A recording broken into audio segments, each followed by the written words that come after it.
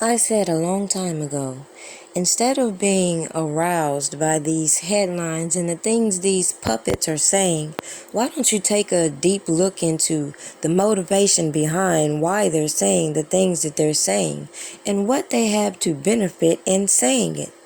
Then also look at the hypocrisy surrounding their opinion when they're trying to tiptoe around these accusers, but at the same time, they didn't see any of these behaviors that these accusers allege. At the same time, they exhibit some of these behaviors that have been demonstrated online. And then let's look at these accusers that were billed as these children. We watched them reconstruct these narratives to make the public think that this man preys on children, when actuality is, if you had read the transcripts and understood what's going on, these accusers like to play with this age factor and use it at the whim of the public's outcry. Now, clearly, if this man preyed upon minors, why would they have to lie about their age? All this work to reconstruct these narratives, and as you can see, R. Kelly's sales have continued to rise regardless of this conviction. The only platform to scrub his music was YouTube, which announced it this week. Yet rather than get mad, why not proactively hold them to that standard they're trying to put upon Robert Kelly? Instead of being blinded by all that we have witnessed, which was, as I said, robbery and distractions in plain sight. We've seen all these people participating with plenty of motive to turn into an accuser instead of an enabler. It's just funny across the board, these people who could be included in this so-called enterprise, who also have been accused of strange activities, have so much to say online, while all these people who actively try to bamboozle you try to clean up their image. And that's another red flag I pointed out. Everybody's so concerned about their image, what people say about them, yet all these people sat around and said nothing while these allegations build up against Robert Kelly and continue to promote themselves and continue to align themselves with people for their own gain. Just like I explained to you all ample times that the reason that my opinion differs from others is because some of these people believe that these allegations against R. Kelly are true. They enabled some of these narratives, and the weird thing is, as I have shown you, a lot of these celebrities can be connected to a lot of religious beliefs that would make them practice this sex magic and all these sex rituals while they're trying to claim Robert Kelly has mental problems. Make it make sense. The same time people were so focused on Robert Kelly, there's ample stories coming out with these rituals and these men being taken to these young 13-year-old girls to deflower them. The only thing is they had HIV. So just think about all these celebrities who you can connect all the way back to even Elijah Muhammad, who have adapted these strange practices. Let's think about all these occult Wiccas in the industry practicing their little black magic, and let's think about who's profiting from all this dysfunction. Then let's address all these Hollywood cougars that find it very acceptable for them to engage with people half and 3 times their age, and they don't see that they're preying on them, as they say Robert Kelly is preying on younger women. But that is another topic of hypocrisy, and how some of these women fueling this Me Too agenda are A, industry jump-offs, and B, these women who want to engage with younger men but have this high and mighty attitude towards men who date younger women because they're in their feelings. All these people so concerned about the black woman and believe her.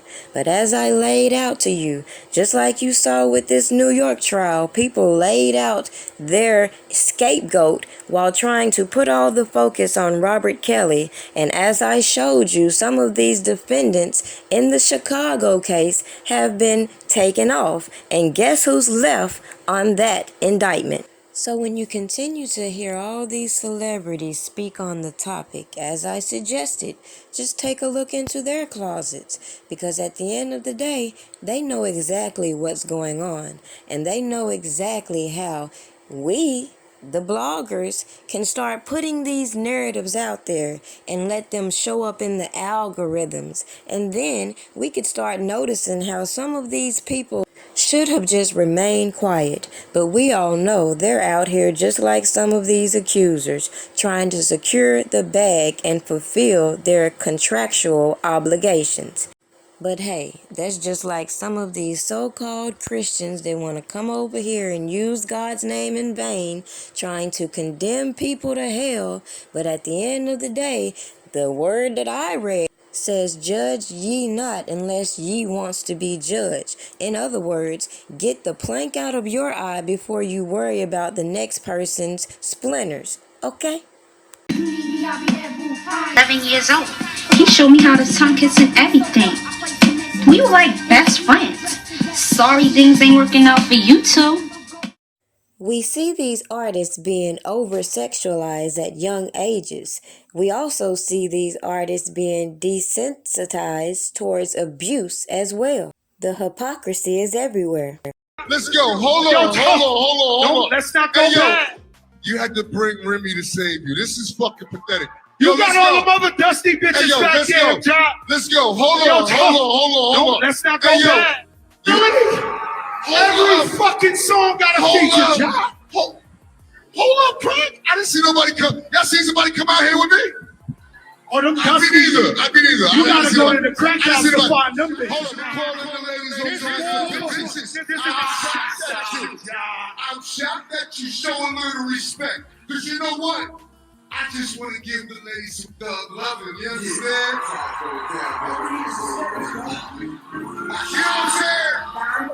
You know what I'm saying? Yeah. Be respectful to the ladies, Craig. Yo. Now, when I say that, being so disrespectful to the ladies, right? They need something. I'm shocked at you calling the ladies all kinds of bitches. I'm shocked that you show a little respect. Because you know what? I just want to give the ladies some thug loving. You understand? Quick question. If Fat Joe had thought that Ja Rule was going to bring out J-Lo, do you think he would have took such shots? Again, I find it ironic how these misogynistic men in the industry want to continue in the midst of everything going on, considering, as I believe, this is the type of attitudes that is birthing this Me Too movement, and why these women are latching on to these stories of being abused, and then these other women don't want to discredit their stories because they may be dealing with things within themselves. At the same time, I think all of these influencers are so invested in these allegations of Robert Kelly snitching because they know, just like we all know, that they can be accused of some similar things considering this game of association. You see, the government wants us to believe that Robert Kelly is head of this RICO, so anybody with common sense know that the FBI plays this little game of connection and who's associated with who. So it makes sense why people keep fretting the narrative.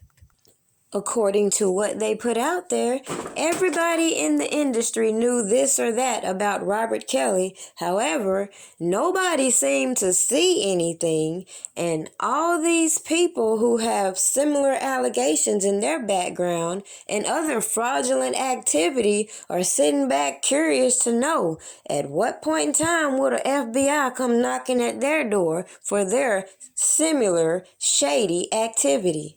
The rapper/CEO is now likely headed to court after failing to agree to terms with the family of his longtime friend and artist Big Pun. Joe submitted documents last week basically saying that Pun's widow, Lisa Rosario, is going after money that wasn't agreed upon in an earlier resettlement back in July. It's alleged that Pun's estate is owed almost $2 million. Court documents for the July settlement have been sealed. Now, it looks like the two may have to head to court, as it's alleged that Rosario has filed a demand letter to the courts to have Joe pay up. Some feel it's well justified for people to start taking back Robert Kelly's accolades based on his so-called egregious conviction. However, we look past all these other egregious crimes that have been all out through the media, and then we're going to bypass how all of this can affect the industry as a whole. So I'll make that make sense for you. Let's take what's going on with Fat Joe, for example. Everybody knows some things that happen in Big Pun's life, and according to what some have said, a lot of people enabled his type of behavior. So what if his wife not only calls out Fat Joe, as she's doing now, for trying to bully and harass her online, but what if she calls out all these people who turned a blind eye to her abuse, and she takes civil action on that level? Getting ready for to on tour. We was going on tour in Texas, and his family was there. Pina was there. His grandmother, Pina's husband Hector, Mach was there. His DJ LeVar, few cats. Kids, Pina's kids. So he had this gat under the pillow that he was looking for, and I left it there. That's where I put it. So he was looking for the gat, and he couldn't find it. I'm like, it's there. I put it there. No, it's not here. So I'm like, I don't know where it's at. Oh, how do you know? How is that you don't know where it's at? I'm like, I left it there. So it came out that someone had moved it, whether it had been the grandmother or someone had moved it besides me, which I didn't know nothing about. She misplaced something, and it wasn't even her fault. It was actually my husband's fault. I don't even know if she knows that. There was something that Chris wanted, and Liza put it in a certain place, but my husband felt that it was dangerous for it to be there. He saw it. So my husband moved it. Now, Chris asked Liza to go get beside him, and it wasn't where Liza left. Chris is like, Liza, you better find it. You better find it. You better find it. He was, getting really irate, and she was getting very nervous. And to finally, my husband came up to me, thank God. And he was like, I know where, what it is you're talking about. It's behind the bed. So I run and I tell Liza, it's behind the bed. Hector moved it. So she ran to go get it, gives it to Chris, and Chris knocks her across the face with it. And he just came and he swung at me and hit me with the gat in my face.